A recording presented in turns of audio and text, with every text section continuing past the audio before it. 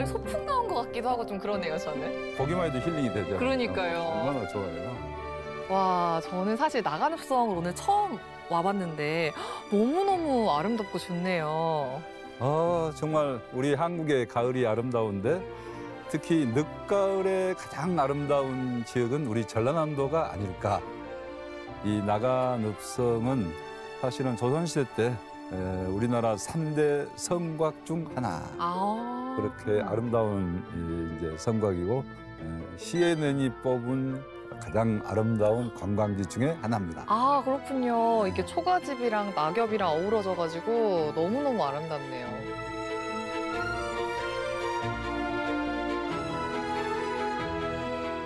저희가 조금 더 걸어가서 저쪽에서 이야기를 좀 더 깊이 있게 나눠보시죠. 예.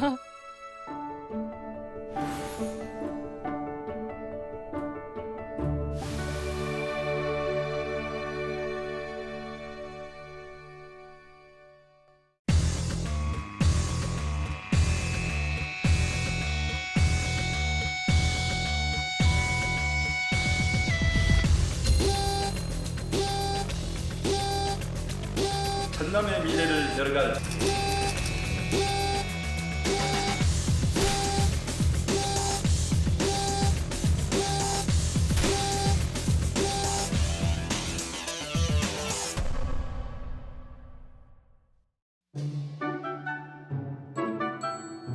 네, 안녕하세요. KBS 광주 특별대담 유후 플러스. 지난주 강기정 광주시장에 이어서 오늘은 김영록 전남지사와 함께합니다. 네, 지사님, 우리 시청자 여러분께 인사 부탁드립니다. 예, 광주 전남 우리 시도민 여러분 대단히 반갑습니다. 이렇게 오랜만에 아름다운 늦가을 이렇게 뵙게 됐는데요. 항상 감사하고 또 감사하게 생각합니다. 그리고 우리 시도민 여러분께서도 올 가을 이제 됐는데 마지막 가을 거디, 마지막 금년 농사, 또 금년 하신 일 다 잘 마무리해서 금년이 아주 풍요로운 한 해가 됐으면 합니다. 아니, 오늘 옷 색깔이 뒤에 그 단청 색깔이랑 너무 잘 어울리시는 것 같아요. 그래요? 네. 유도희 아나운서님 이 보라색 색깔도 단청하고 너무 잘 어울린 것 같은데. 감사합니다. 이렇게 칭찬으로 오늘 분위기 좀 풀고 어떻게 좀 긴장도 풀리셨고 저도 좀 긴장이 풀렸고. 저는 긴장을 안 하셨어요? 항상 합니다. 안 하신 것 같은데. 네, 항상 긴장을 합니다. 네, 그러면 본격적으로 시작해 보겠습니다. 요즘 전남에 축하할 일들이 너무너무 많더라고요. 저도 이제 고향에 좋은 일이 생기니까 너무너무 기뻤는데 지사님께서 경천동지라는 표현까지 쓰셨어요. 정말 전남의 경사였는데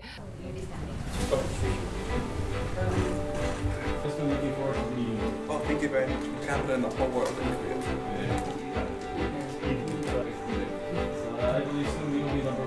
한국의 파트너 기업들과 함께 서남권 전남입니다.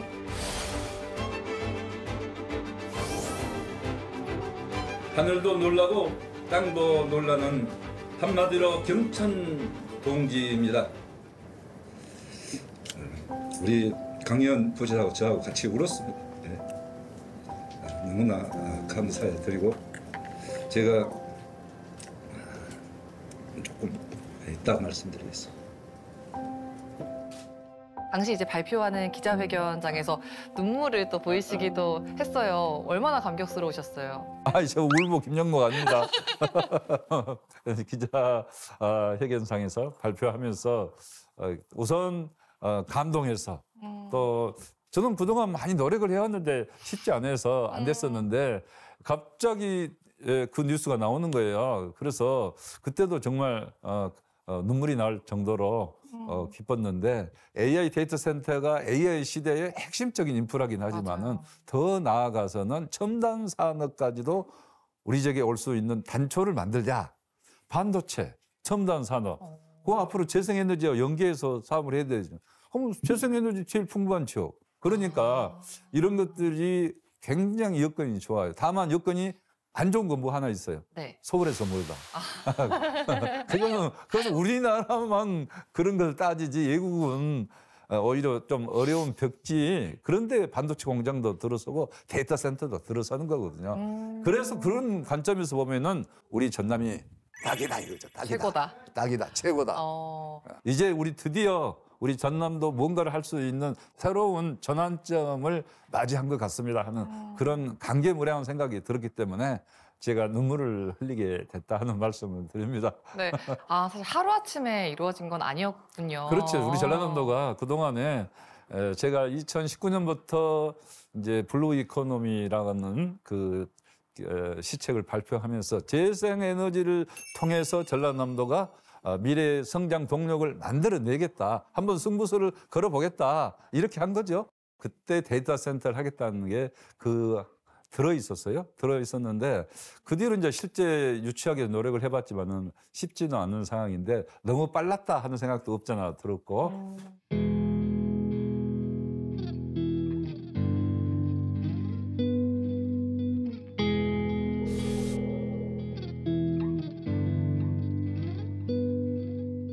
그런 상황인데 어찌됐든 이제 우리 해남 솔라시대가 세계적으로 데이터 센터를 할 수 있는 것이다 하는 정도는 알려지게 된 거고 챗 GPT를 운영하는 오픈 AI는 요즘에 세계에서 제일 잘 나가는 글로벌 이제 IT 기업인데 거기하고 SK하고 해서 우리 지역에 AI 시대에 맞는 데이터 센터를 짓겠다 이렇게 발표를 한 거니까 제가 엄청 가슴이 뛸 수밖에 없는 거 아니겠어요?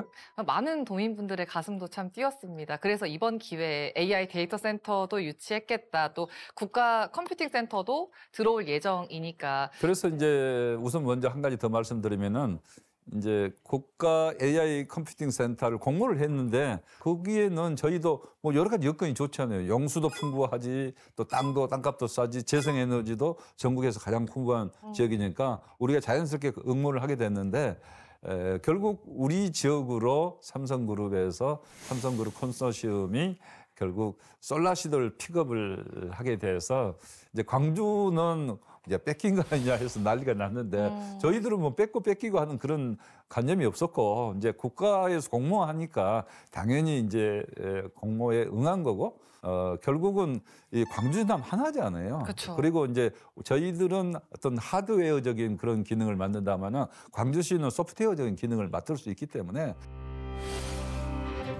국가 AI 컴퓨팅 센터를 하더라도 양쪽 지역이 상생할 수 있다. 앞으로 우리 광주 전남도 첨단 산업까지 유치해서 이렇게 4차 산업 시대는 새롭게 떠오르는 첨단 산업 지대로 우리 광주 전남이 떠오를 수 있다. 드디어 기회가 왔다. 황금의 찬스를 맞이했다. 이런데 제가 이렇게 안 하고 눈물을 흘리지 않을 수가 있었겠어요. 진짜 그 마음이 두근거리셨다는 게 왜 그런 건지 이야기 들어보니까 더 와닿네요. 지금도 가슴이 두근두근합니다. 앞으로 이런 일들을 잘 해서 우리 전남에 새로운 청년, 전라도 청년, 호남 청년, 새로운 청년의 새로운 기회를 좀 만들어야 된다. 이렇게 생각하는 거죠. 정말 너무 설레하시는 게 느껴져서 앞으로 이 전략들 좀 잘 세워나갔으면 좋겠습니다. 이렇게 전남의 미래 먹거리에 대해서 한번 짚어봤고 다시 좀 돌아와서 전남의 뿌리 산업 이야기를 좀 해보겠습니다. 전남의 뿌리 산업하면 또 농업, 수산업 빼놓을 수가 없잖아요. 그렇죠. 예. 제1근간이죠. 지금 한창 또 수확철이고 바쁜 시기라서 저희가 직접 현장에 찾아가서 농어민분들의 이야기 들어봤습니다. 함께 보시죠.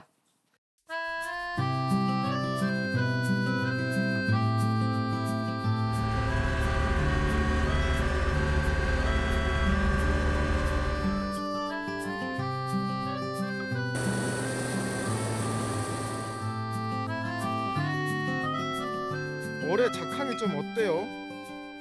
작년에 비해서 약간 떨어졌다고 봐야 될까요? 예, 뭐 그렇네요.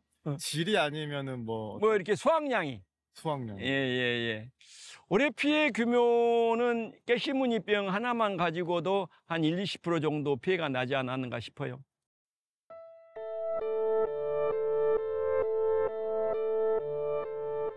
나락 이파리가 이렇게 깨시무늬처럼 생겼다고 해가지고 깨시무늬병이라고 그러는데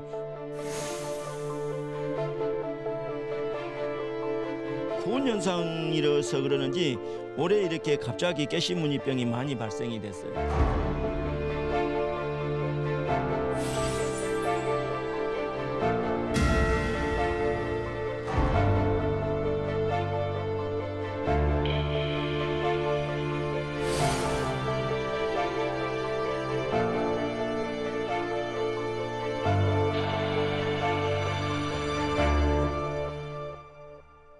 이때 농사 지어봐도 이렇게까지는 그런 해가 없었는데 올해 점점 이상기후 현상으로 농사 짓기가 좀 힘들어요.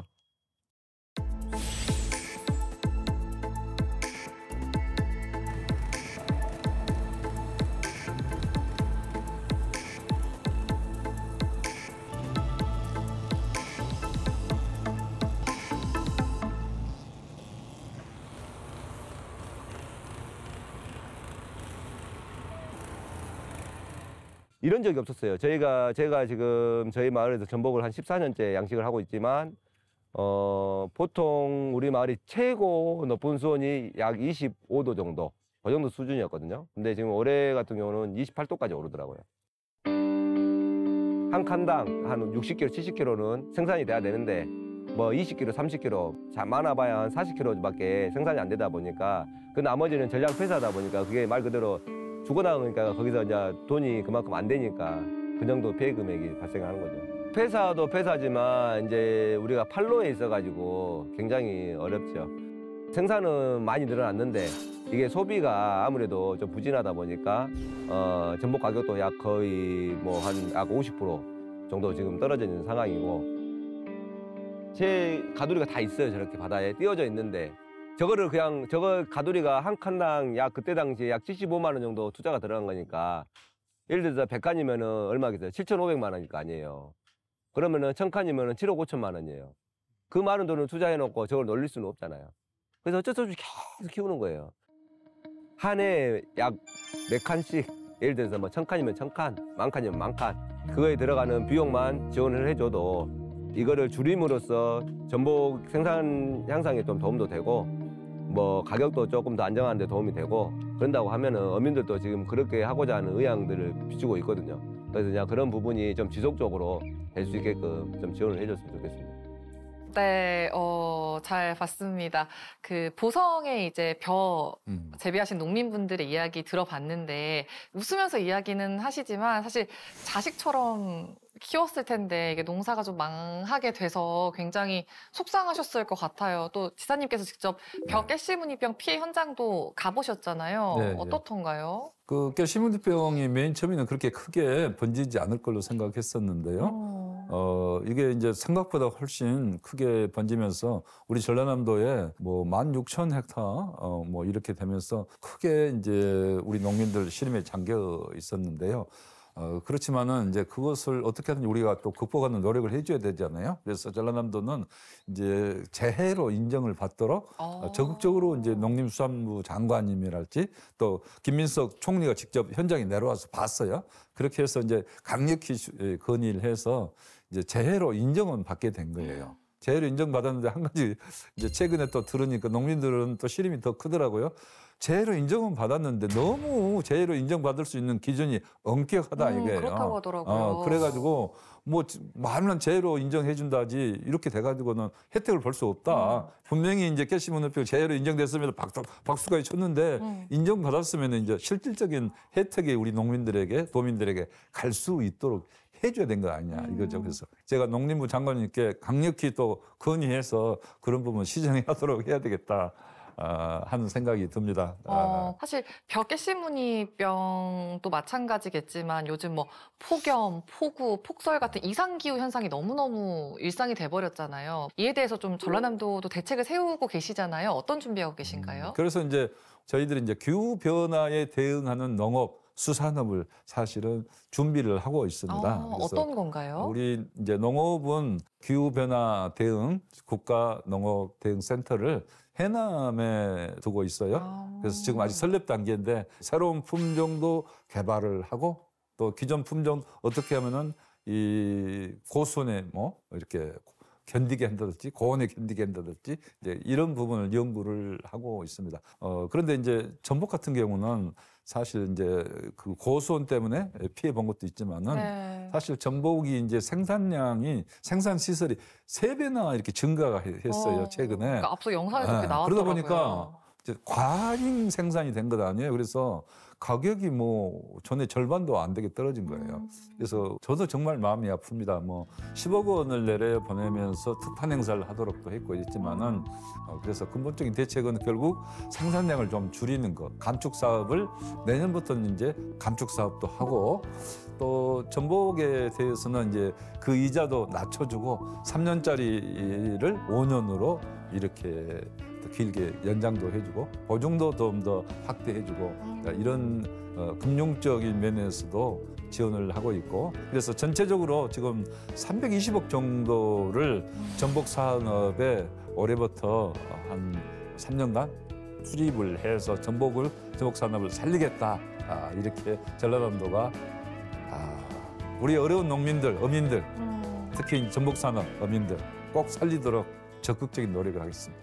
생산량을 좀 줄이고 또 좀 판매할 수 있는 소비 판로를 좀 넓히는 그런 작업들을 하고 계시는군요. 네, 그리고 이제 내년 봄에는 유명 우리 식품회사에서 10만 명분의 전복죽을 만들었어요. 제공하겠다, 상품으로 하겠다 이렇게 하니까 이렇게 되면 전복의 그 수요가 많이 살아날 수도 있잖아요. 그런 점까지 해서 우리 전라남도에 적극적으로 여러 가지 대책을 마련해 보겠습니다. 네, 이제 이런 대책들로 우리 전남 지역 농어민분들의 얼굴에 좀 웃음꽃이 피는 날이 하루빨리 왔으면 좋겠다라는 생각을 해보겠습니다. 그러니까 소비자들은 오케이 전남 전복, 맛있는 전복, 또 몸에 건강에 좋은 전복. 날씨 쌀쌀해지니까 보양식으로. 보양식으로 전복들을 많이 좀 소비해 주시면 큰 힘이 되겠습니다.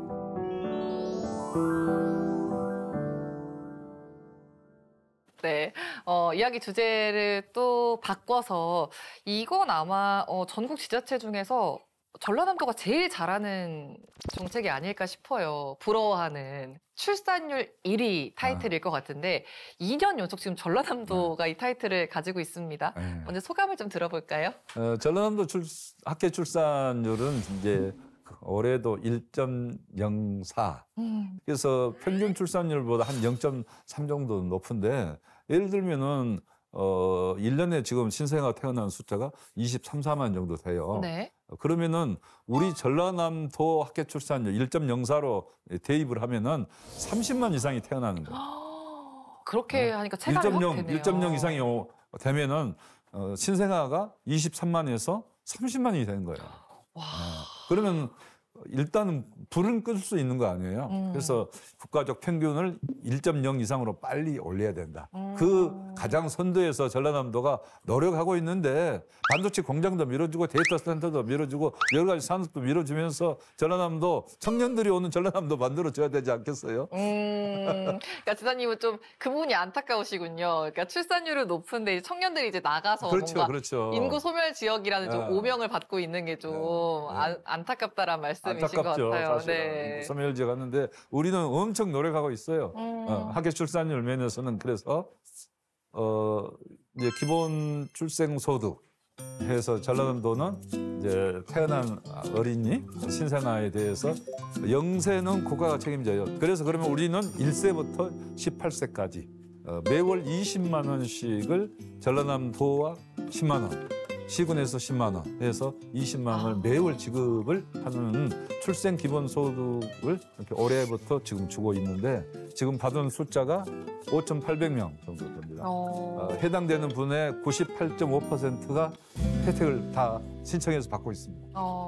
그러니까 자랑하고 싶은 전남의 출생 정책, 또 출생 기본소득 이야기해 주셨고 또 어떤 것들이 있을까요? 그래서 자랑을 좀 이양하자면은 출생 기본소득으로 전라남도가 지방자치 경영대상 대통령상 최고의 상을 받았다.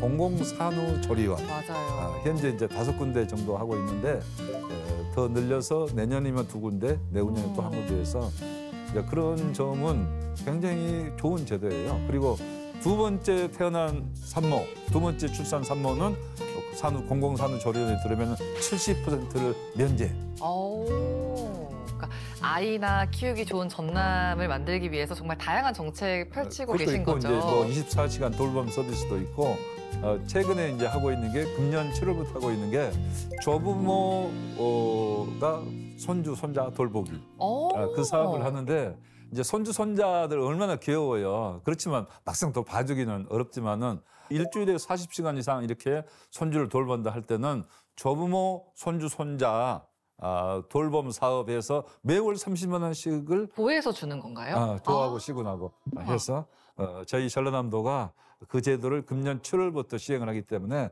몰라서 안 타가는 분도 계실 수 있거든요. 근데 손주를 돌보는데 내 손주를 돌보는데 왜 내가 수당을 타나? 아유, 이것은 말이 안 맞고요. 국가가 우리 도에서 주는 혜택이니까 K 받으시기 바랍니다. 네, 진짜 아이 낳아 키우기 좋은 전남을 만들기 위해서 정말 다양한 방면에서 노력을 하고 계시는데 실제 현장에서도 이 노력들 이어지고 있는지 저희가 화면을 준비했거든요. 함께 보시죠.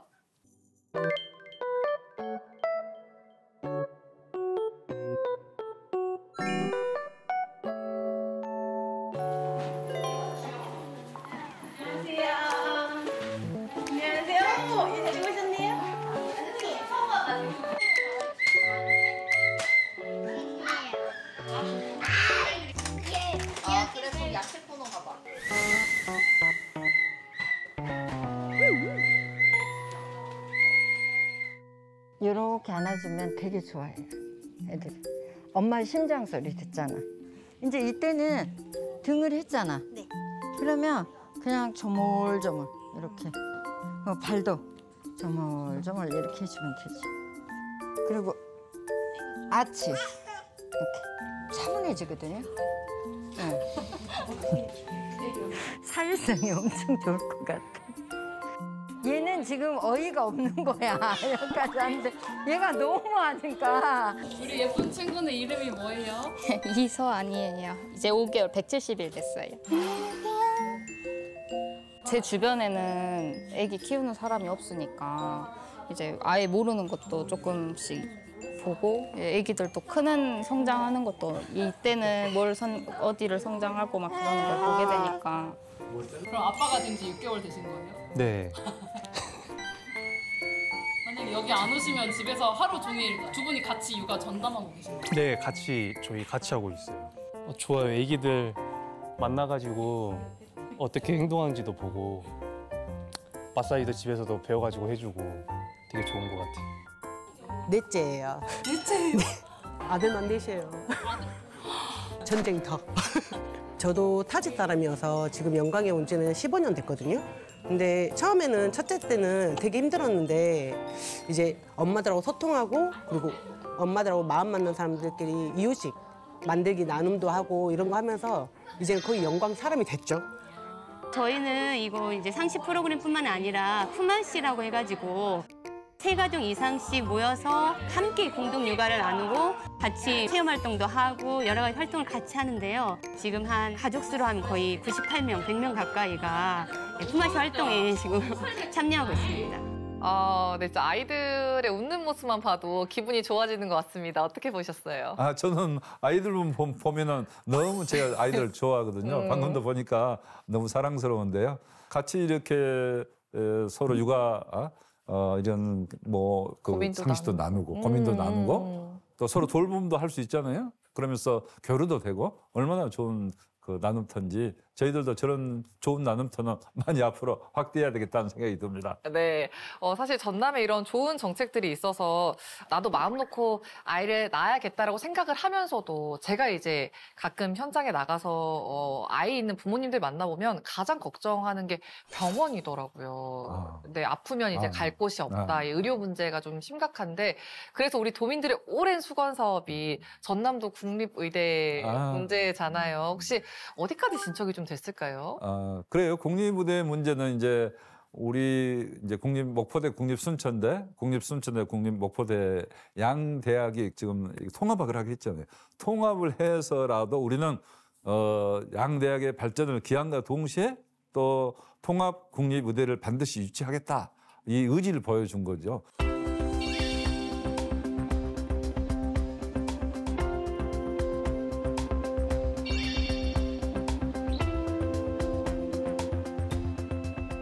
그래서 그런 면에서는 중앙에서도 굉장히 높이 평가해요. 그 어려운 상상할 수 없는 일을 그렇게 해냈단 말이지.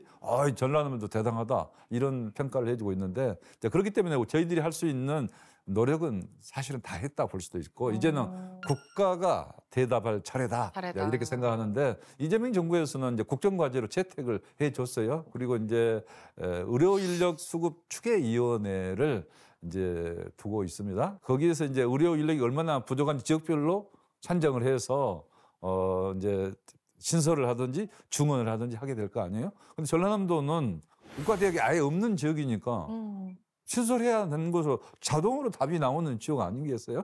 그래서 저희들은 이제 내년도 2월, 3월 늦으면 3월까지라도 우리 의과대학 정원 배정을 반드시 해주세요. 이제 여러 요소에 이렇게 적극적으로 호소를 하고 있습니다. 그러니까 제가 작년 기준 통계를 보니까 이제 전남 지역 민들이 서울에 있는 분들보다 평균 6만 원 정도를 더 쓰시는 것 같더라고요. 그만큼 이제 근처에도 병원도 없고 하니까 힘든 것 같은데. 그러니까 우리 전라남도가 이제 타 시도에 가서 이렇게 출을 받아야 되는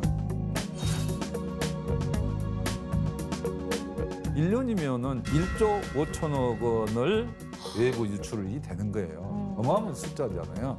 그래서 이제 우리 도민 건강을 위해서도 그렇고 지역 경제 차원에서도 우리 국립의과대학이 반드시 유치돼야 된다. 그리고 동부권, 서부권 양 지역에 국립의과대학 부속 병원이 들어서서 우리 도민 건강을 책임질 수 있도록 그러면 이제 의료 모든 문제의 사령탑 역할을 이제 그 부속 병원을 통해서 대형 병원 또 소형 병원 지역에 있는 의원들 이렇게 연계해서 의료 체계가 갖춰지게 되는 거죠. 네, 전남 도민의 오랜 수건이 하루빨리 해결되기를 바라보겠습니다.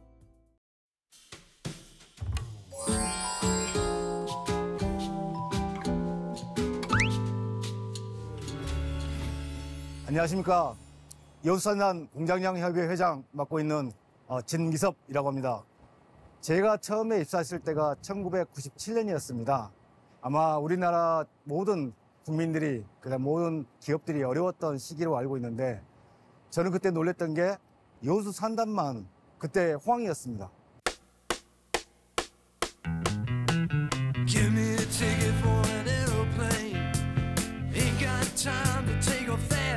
그 뒤로도 계속 성장을 해왔고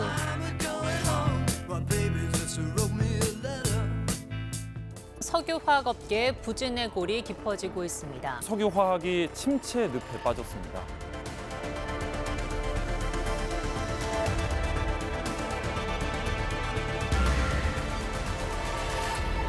제가 이제 여러 공장장님들하고 회의를 많이 하는데 보면 오늘은 어느 공장에서 어디를 공장 가동을 중단시켰다. 또는 이제 어디가 또 공장 가동을 중단할 계획이다. 더 큰 문제는 이제 같이 일하고 있는 협력사의 종사자들이 작년 대비해서 올해 보니까 5분의 1 정도 감소했습니다.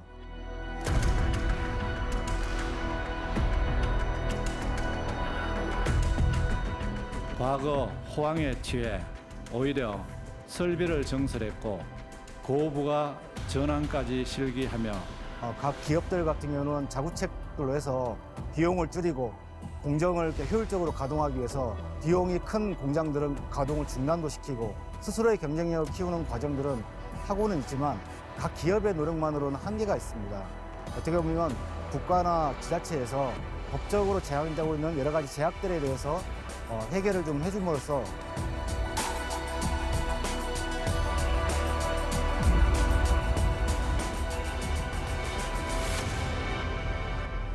사실 우리 지금 이 거리도 보시면 알잖아요. 여기 여수 상권의 진남산과 최중심이 오거리예요. 여기. 이 오거리가 지금 지나가는 사람들 한번 봐보세요.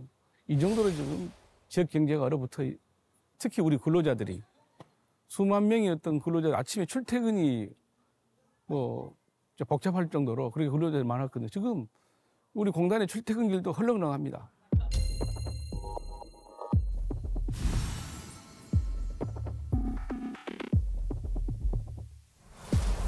여기가 주로 산단 관련된 종사자분들이 많이 사시는 데라서 퇴근 시간이 5시부터 시작이거든요. 그럼 지금 이때쯤 되면 차도 많이 다니고 저녁 식사 때문에라도 많이들 왔다 갔다 하셔야 되는데 거의 매장들 불도 많이 꺼져 있고.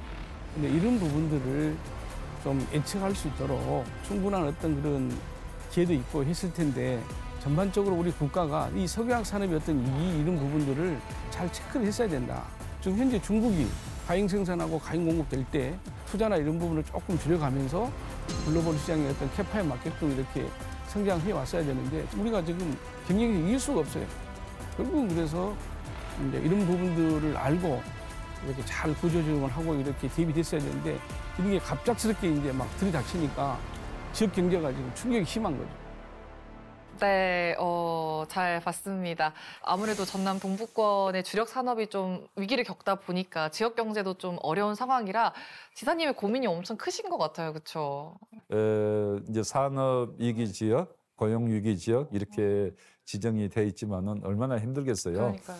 우선 동부권 경제가 이제 우리 전라남도 GRDP의 지역 이제 총 생산의 62%를 차지하고 있거든요. 그만큼 동부권 경기가 우리 전라남도 굉장히 중요한데 우리 위기에 처한 동부권의 석유화학 산업 그리고 철강 산업을 어떻게 살릴 것인가 하는 게 굉장히 큰 이슈가 됐어요. 우리 전라남도 차원에서도 굉장히 중요한 문제지만은 이것은 대한민국의 국가적 차원에서도 사실은 해결해야 될 경제적 중요 과제가 됐어요. 그래서 고용 위기에 처한 우리 근로자들에게 어떤 지원을 해주는 프로그램 이런 부분도 전라남도 자체적으로 예비비 30억을 투입을 해서 시행을 하고 있고 국가적으로는 한 78억 정도 우선 당장 이번에 예산을 지난번에 확보해서 그 예산 가지고 이제 실직자분들 같은 경우는 일정 부분 생계도 구해야 되잖아요.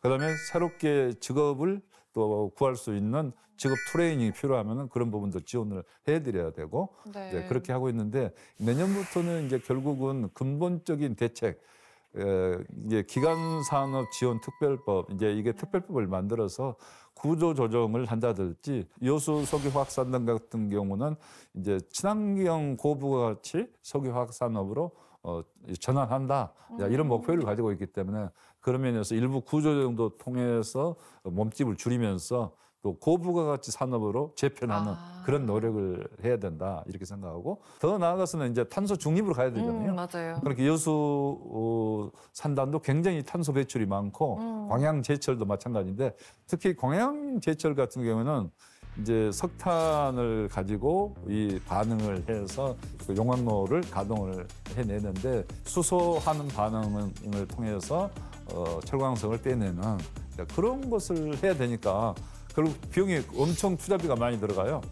그 투자비 10조 이상 투자비가 들어간다 하는데 이제 그런 부분도 국가적으로 앞으로 지원할 수 있도록 특별법을 만들어야 된다 생각을 하는 거죠. 만들어야 된다 생각을 하는 거죠.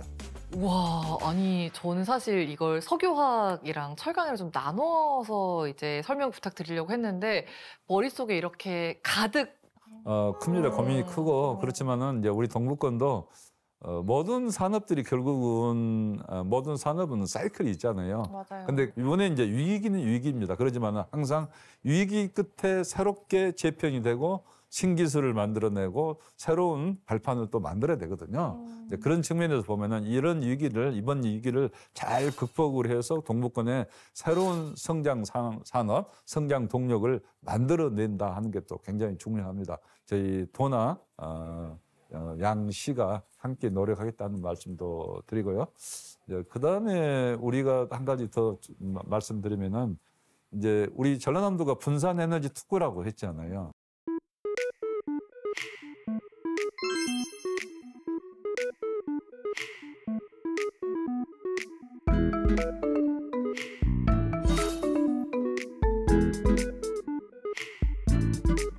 그러면은 그런 재생에너지를 우리 산단에 직접 공급하는 분산에너지 특구이기 때문에 가능하거든요. 그래서 그런 것을 이제 동부권부터 먼저 할 수 있도록 노력을 하겠습니다. 그래서 동부권 주민들이 지금 도민들이 어렵지만은 저희들이 적극적인 지원을 통해서 또 새로운 산업을 만들려는 노력을 통해서 우리가 미래를 다시 만들어 가자. 지사님이 정말 많이 고민하고 계시다라는 게 저는 이제 또 느껴집니다. 표정에서도 그렇고 말씀하시는 거에서도 그렇고 아마 그 마음이 잘 전달됐을 것 같고 이어서 또 이 질문 드리기가 좀 죄송한데 나 어려운 질문에 특화돼 있어요. 그러세요? 이게 또 하나 이제 풀리지 않는 문제 중에 하나가 광주 민간공항 공항 문제. 이야기를 또 안 드릴 수가 없습니다. 또 많은 도민분들 또 광주 시민분들이 궁금해하시는 주제라서.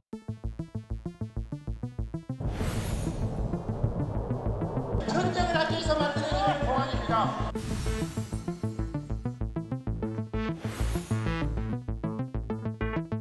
명실상부한 서남권 관문공항을 획기적인 인센티브가 제공이 된다고 하면 정부가 지원을 좀 해야 좀 가능성이 열리겠더라고요. 최근에 이제 무안군이 대통령실에서 주관하는 육자 TF에 참여하겠다라는 의사를 밝히면서 뭔가 좀 진전이 되는 건지 지금 어떻게 되고 있는 건지 많이 좀 궁금해하시거든요. 그래요. 우리 그 광주 민간공항 공공항 통합해서 무안공항으로 이전한다 하는 문제에 대해서 이제 최근에는 무안군이 전향적으로 많이 이렇게 생각을 하고 있습니다. 특히 여론조사 결과도 찬성한다 52%, 반대한다 39%로 찬성 의견이 절반을 넘었습니다. 반대가 우세하다 처음으로 결과가 뒤집혔습니다. 찬성 이유는 이전 지역 지원 사업에 따른 지역 발전이 38%로 가장 많았고 무안군에서도 이제는 획기적인 지원책, 반도체 공장이랄지 무슨 이런 좋은 기아 자동차 같은 그런 스케일 있는 그런 공장, 뭐 이런 기업들이 온다 하면은 우리도 적극적으로 찬성해야 되지 않겠냐. 이제 그런 여론이 많이 힘을 얻고 있거든요. 그래서 이제 국가가 이 문제를 주도적으로 해결하겠다. 이렇게 할 때 이 문제를 해결해야 된다. 그리고 광주광역시도 이제 이 문제에 대해서 전에 1조 원에 대해서 지원금을 지원하겠다 이렇게 했는데 이제 그런 부분도 서로 이제 육자 TF를 통해서 서로 머리를 맞대고 앞으로 어떻게 해 나갈 것인가 하는 것들을 결정을 이제 고민을 함께 결정해야 될 시기고 저는 이 문제 뭐 분명하게 서로 대화하면은 서로 갈 수 있는 문제입니다. 그리고 대통령께서 해결해 주겠다, 지원해 주겠다, 또 기업 유치도 뭐 대통령실에서도 적극적으로 지금 이렇게 물색하고 있다 이렇게 말까지 하고 있거든요. 그런 면에서 보면은 이제는 연말 안에 우리가 이 문제를 확실하게 해결할 수 있도록 해야 된다. 그리고 무안 군수님도 이제는 육자 TF에 나오시도록 이렇게 해야 되는데 아마 제가 여쭤보 보면은 나오실 것 같습니다.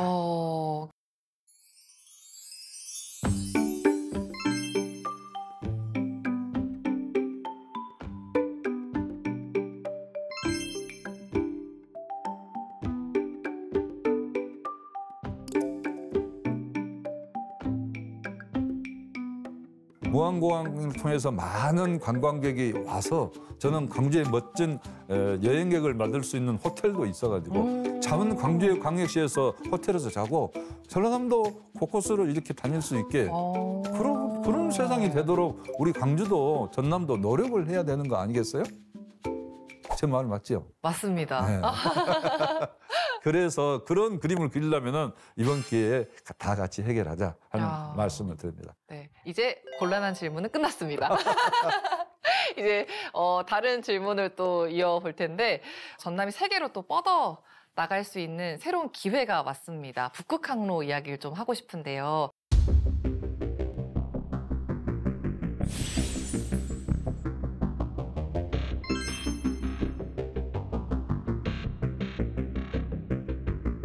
해수부만큼은 부산에다가 옮기겠다. 부산에 내려가가지고 북극항로를 개청하는 마중물 역할을 하겠다. 이 북극항로에 대한 관심이 높아지고 있는 상황에서 사실 여수광양항도 어떤 역할을 할 수 있지 않을까라는 기대감도 있습니다. 어떻게 보십니까? 북극항로가 열리게 되면은 우리 대한민국 북극항로의 태평양에서 들어오는 초입 관문에 있잖아요. 그러면은 세계의 물동량이 작은 물동량이 집조가 돼서 대한해협을 거쳐서 올라갈 것 아니냐. 그렇게 보면 그 초입에 있는 항구가 어디냐. 가장 주요 항구는 물론 부산이 되겠지만 전라남도는 여수광양항인 거고 여수광양항은 지금 벌크 화물 컨테이너가 아닌 일반 벌크 화물로는 세계 11번째 무역항이거든요. 그래서 굉장히 중요한 사실 항구입니다. 이제 북극항로가 열리게 되면 2030년쯤 되면 본격적으로 열리지 않겠느냐 이렇게 보고 있는데 이제 북극항로가 열리게 될 때는 벌크 화물, 원유랄지 또 LNG랄지 이런 뭐 자동차를 싣고 간다든지 뭐 이럴 때는 광해항이 굉장히 좋은 거죠. 그런 측면에서 광해항이 북극 항로의 거점 항만이 될 수 있다. 그리고 러시아에서 가스가 많이 나잖아요. 맞아요. 그 가스를 싣고 오면은 광양에 오면은 광양에 LNG 탱커 지금 계속 이번에도 3기 짓고 있고 원유 저장 탱커도 있고 그러죠. 그렇다면은 러시아의 LNG 가스 이런 것을 광양에 싣고 와서 여기서 다시 다른 나라로 수출할 수 있는 그런 환적항 그런 기능도 할 수 있고. 그래서 우리가 우리나라 지도를 거꾸로 놓고 보면은 우리나라는 태평양을 향해 열려 있습니다. 맞아요. 이렇게 이야기했는데 북극항로 이야기가 나오니까 그게 너무나 맞는 이야기가 됐잖아요. 이제 그래서 북극항로 열리면은 여수 광해항은 첫 번째 관문항이 될 수 있다. 그게 우리 주장이고 이제 그걸 앞으로 시간이 좀 몇 년 남았으니까 잘 준비하도록 하겠습니다. 네, 와 생각해보니까 지사님 말씀대로 생각을 좀 바꿔보면 여수 광양이 세계로 뻗어나가는 시작이 될 수도 있는 거고 그렇죠. 세계가 우리를 주목하는 계기가 될 수 있는 거네요.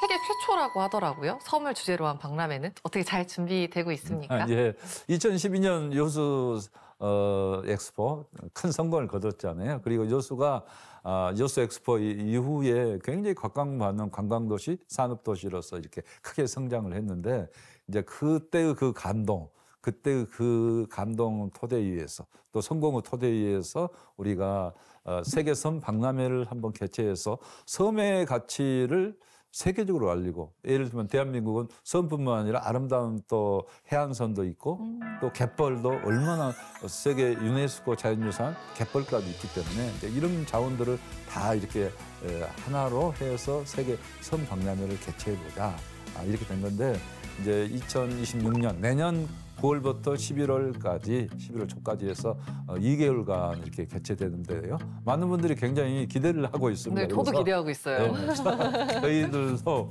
엄청 준비를 많이 하고 있습니다. 그리고 예산도 당초에 200억대에서 600억대로 올렸고 다시 거기에 여러 가지 부대 행사 그 사업들이 한 30억 정도 되거든요.